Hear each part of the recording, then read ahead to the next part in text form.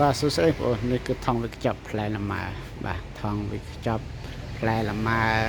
មានតែกระដាស់ចប់ផ្កាមានទាំងស្បៃលឿង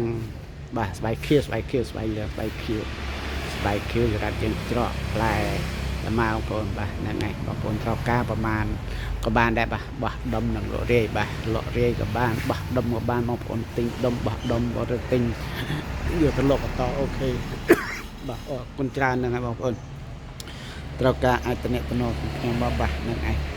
មានលក់ដុំនិងលក់រាយបងប្អូនបាទនឹងស្តុបរបស់ខ្ញុំមាន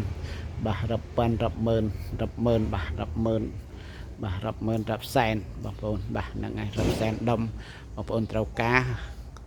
អាចមកតំណែងបានរាប់សែនស្លឹករាប់សែនដុំបងប្អូនបាទនឹងឯងបងប្អូនត្រូវការប្រមាណ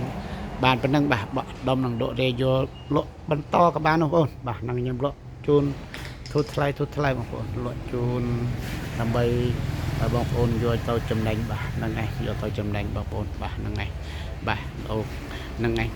មានទាំងលក់ដុំលក់រាយបាទហ្នឹងឯងបងប្អូនត្រូវការប្រមាណទៅតាមប៉ុណ្ណឹងបាទហ្នឹងឯង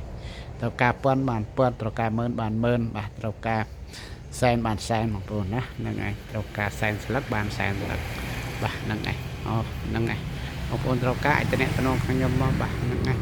ខាងខ្ញុំមានចំណាយខាងឌីប៉ូខ្ញុំមានចំណាយដល់ចូលមកផ្ទាល់បងប្អូនដល់ចូលមកផ្ទាល់អត់មែនយកបន្តពីគេទេបាទអត់មែនបន្តពីគេទេបាទយើងនាំចូលផ្ទាល់របស់ខ្លួនយើងឥឡូវនេះបាទយើងមានចេកទេសនាំចូលផ្ទាល់បងប្អូនណានាំចូលផ្ទាល់របស់ខ្លួនយើង